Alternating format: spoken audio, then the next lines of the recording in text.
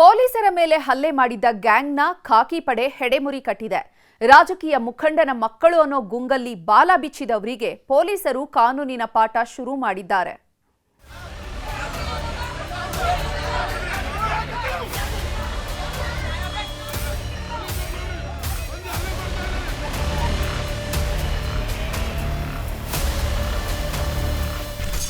ಬಂಧಿಸಲು ಹೋದವರ ಮೇಲೆಯೇ ಮಾಡಿದ್ರು ಹಲ್ಲೆ. ಕೈ ಮುಖಂಡನ ಮಕ್ಕಳು ಅರೆಸ್ಟ್, ಗಡಿಪಾರಿಗೆ ಪ್ರೊಟೆಸ್ಟ್. ನಮ್ಮ ಪೊಲೀಸ್ ವ್ಯವಸ್ಥೆ ಎಲ್ಲಿಗೆ ಬಂದು ನಿಂತಿದೆ ನೋಡಿ. ಪೊಲೀಸರ ಕಂಡ್ರೆ ಎಂಥವರು ಕೂಡ ಗಪ್ಚುಪ್ಪಾಗಬೇಕು. ಬಾಲ ಬಿಚ್ಚೋರೆಲ್ಲ ಬಿಲ ಸೇರ್ಕೊಳ್ಬೇಕು. ಆದ್ರೆ ಇವರ ಆರ್ಭಟ ಹೇಗಿದೆ ನೋಡಿ. ಈ ವಿಡಿಯೋ ನೋಡ್ತಿದ್ರೆ ಇವೇನ್ ಕರ್ನಾಟಕವೋ ಅಥವಾ ಗೂಂಡಾಗಳ ರಾಜ್ಯವೋ ಅನ್ನೋ ಅನುಮಾನ ಮೂಡಿಸ್ತಿದೆ. ತಂದೆಯ ಅಧಿಕಾರದ ಅಮಲಲ್ಲಿ ತೇಲಾಡಿದವರು ಖಾಕಿ ಮೇಲೆಯೇ ಕೈ ಎತ್ತೋದಕ್ಕೆ ಹೋಗಿ ಜೈಲು ಸೇರಿದ್ದಾರೆ.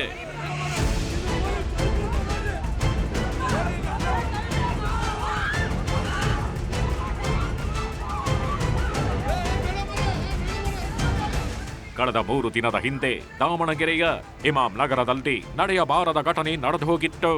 ಗಲಾಟೆ ವಿಷಯಕ್ಕೆ ಸಚಿವ ಎಸ್ ಮಲ್ಲಿಕಾರ್ಜುನ್ ಆಪ್ತ ಬ್ಲಾಕ್ ಕಾಂಗ್ರೆಸ್ ಅಧ್ಯಕ್ಷರ ಮಕ್ಕಳನ್ನ ಬಂಧಿಸೋದಕ್ಕೆ ಅಂತ ಪೊಲೀಸರು ಹೋಗಿದ್ರು. ಈ ವೇಳೆ ದೊಡ್ಡ ಹಂಗಾಮವೇ ನಡೆದು ಹೋಗಿತ್ತು. ಪೊಲೀಸರು ಅಂತಾನು ನೋಡದೆ ಹಲ್ಲೆ ನಡೆಸಿದ್ರು.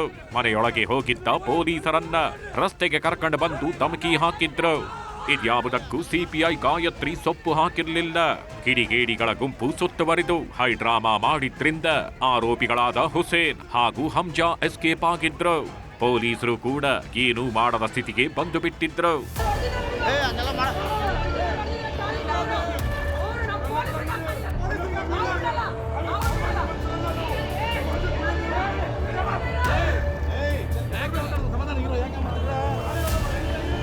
ಯಾವಾಗ ಈ ಸುದ್ದಿ ಹಲ್ಚಲ್ ಎಬ್ಬಿಸ್ತು, ಪೊಲೀಸರು ಫುಲ್ ಅಲರ್ಟ್ ಆಗಿದ್ದಾರೆ.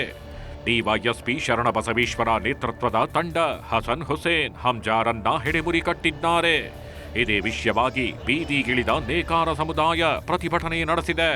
ಬಿಜೆಪಿ ಮಹಿಳಾ ಮೋರ್ಚಾ ಕೂಡ ಬಂಧಿತರನ್ನ ಗಡೀಪಾರು ಮಾಡುವಂತೆ ಆಕ್ರೋಶ ವ್ಯಕ್ತಪಡಿಸಿದ್ದಾರೆ. ಒಬ್ಬ ಮಹಿಳಾ ಅಧಿಕಾರಿಗೆ ರಕ್ಷಣೆ ಇಲ್ದಂಗೆ ಅವನು ಅವರ ಗುಪ್ತಾಂಗಕ್ಕೆ ಹೊಡಿತಾನೆ, ಅವರ ಎದೆಗೆ ಕೈ ಇಡ್ತಾನೆ ಅನ್ನೋದಾದರೆ ಇವನು ಎಷ್ಟು ಉದ್ದಟತನದಲ್ಲಿ ಈ ಒಂದು ತಾಲಿಬಾನಿ ವ್ಯವಸ್ಥೆಗೆ ನಮ್ಮ ಕರ್ನಾಟಕವನ್ನು ತಗೊಂಡು ಹೋಗ್ತಿದ್ದಾರೆ ಅನ್ನೋದು ನಾವು ಗಂಭೀರವಾಗಿ ಯೋಚನೆ ಮಾಡ್ತಕ್ಕಂಥದ್ದು ಸರ್. ಇಬ್ಬರು ಆರೋಪಿಗಳನ್ನು ನಮ್ಮ ಆದಂತಹ ಮೊನ್ನೆ ಆಜಾದ್ ನಗರದ ಅಥವಾ ನಮ್ಮ CJ ಹಾಸ್ಪಿಟಲ್ ಘಟನೆಗೆ ಸಂಬಂಧಪಟ್ಟಂತೆ ಈಗ ಇನ್ನಿಬ್ಬರು ಆರೋಪಿಗಳನ್ನು ಕೂಡ ಬಂಧಿಸಿದ್ದೀವಿ. ಅವರಲ್ಲಿ ಒಬ್ಬರು ಹಂಜಾ ಅಂತ ಹೇಳಿ, ಇನ್ನೊಬ್ಬರು ಹುಸೇನಿ ಅಂತ ಹೇಳಿ. ಅದ್ರ ಬಗ್ಗೆ ಎಲ್ಲ ಈಗ ಪರಿಶೀಲನೆ ಮಾಡಿ ತೆರಿತೀವಿ ರೌಡಿ ಶೀಟನ್ನು ಕೂಡ.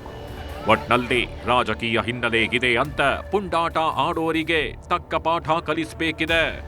ಕಾನೂನು ಅಂದ್ರೆ ಕಡೆಗಣ್ಣಲ್ಲಿ ನೋಡೋರಿಗೆ ಕಾನೂನಿನ ಬಿಸಿ ಮುಟ್ಟಿಸೋ ಕೆಲಸ ಮಾಡಬೇಕಿದೆ. ಸಂಜಯ್, ನ್ಯೂಸ್ 18 ದಾವಣಗೆರೆ.